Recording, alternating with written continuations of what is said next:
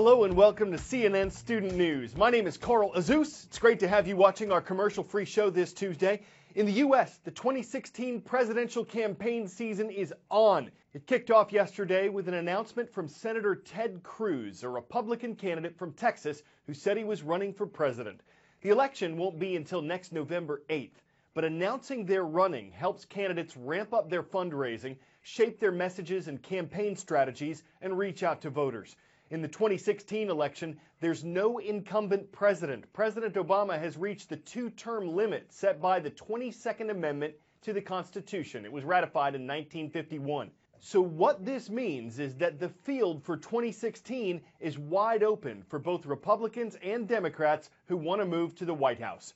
The 13th Amendment to the U.S. Constitution abolished slavery in the U.S. in 1865. The United Nations Universal Declaration of Human Rights abolished slavery worldwide in 1948. And yet, there are more slaves on Earth today than at any point in human history. A few years ago, CNN launched the Freedom Project. Its goals include showing the horrors of modern-day slavery, exposing the criminals who trade in human lives, amplifying the voices of the slaves themselves, and highlighting the success stories of those working to abolish slavery. Between 20 million and 36 million.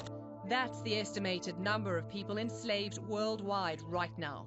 Modern-day slavery can be found on every continent. The stories of the survivors are painful, shocking, and sometimes hard to hear. On this farm, we find Abdul. He's survived 3 years of work. He's just 10. He earns no wages for his work, he says. Durgawati is the mother of 3. Her eldest daughter should not be this skilled at brickmaking. She is only 5 years old.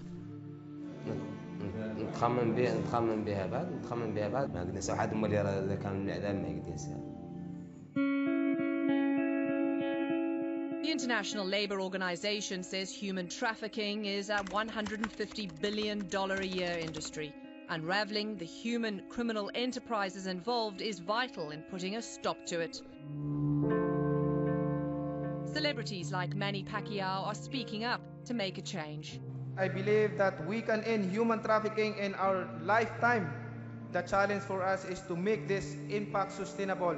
Top chocolate maker Nestle vows to end child labor on cocoa plantations. We will work with the World Cocoa Foundation and build schools. We work with the International Cocoa Initiative. Goodweave USA is trying to put an end to child labor in rug factories by putting the Goodweave seal of approval on handmade rugs.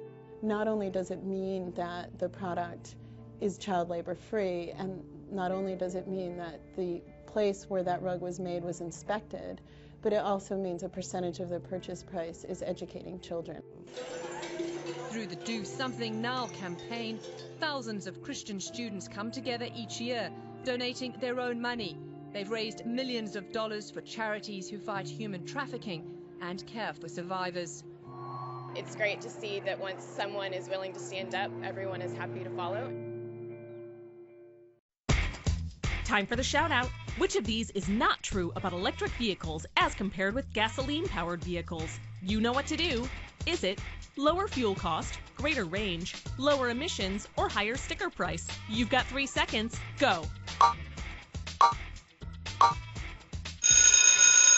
All of these statements are generally true about electric vehicles, except option B.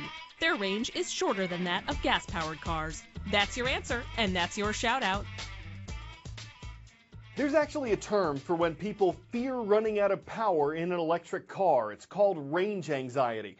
Most electric cars can travel between 70 and 100 miles before needing to be charged. There are some models that get considerably more mileage, but they cost considerably more money. Charging electric cars is cheaper than filling up a gas tank, but because it takes a lot longer, some scientists are seeking solutions.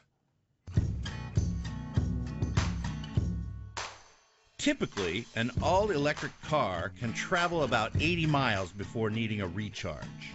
But a newly unveiled tire concept from Goodyear aims to generate extra energy from where the rubber meets the road.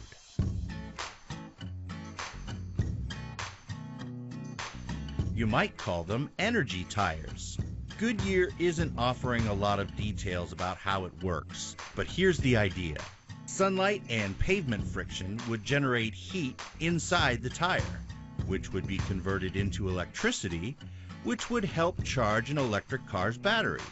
It's still just a concept, but if it's successful and car makers show interest, the idea could help win over drivers who reject electric vehicles because of so-called range anxiety. Let's see who's watching today. Here are some of the schools that requested a mention at CNNStudentNews.com. Farmington Junior High School is in the Beehive State. That's Utah, and the Huskies are hunkered down in Farmington.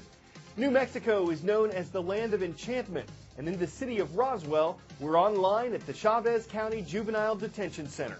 And on the East Coast, in the Garden State, hello to the Hawks. They're soaring over Memorial Middle School. It's in the township of Freehold. From a look at what could be the tires of the future to a look at the technology of the past. Boom boxes, Walkmans, Discmans, tapes. Some of your teachers can tell you about life with these long before smartphones were invented. For a little fun on a Tuesday, we're looking at how technology that's obsolete still has an influence on what people are buying now.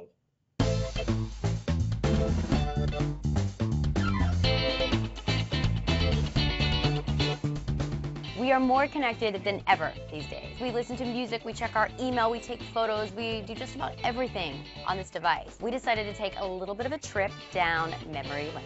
First up, the boombox. I don't even know how to do it anymore. What was like very cool about the boombox is it was almost kind of like a statement, and it brought music to the street. Even today, you look at something like the Jambox, it's almost like kind of a throwback to the boombox. Yeah. So the boombox was this very like social, everyone listening to music together type experience, but it was heavy, and sometimes you just want to be alone with your music. So that kind of paved way also for the Walkman. Okay, these are kind of big.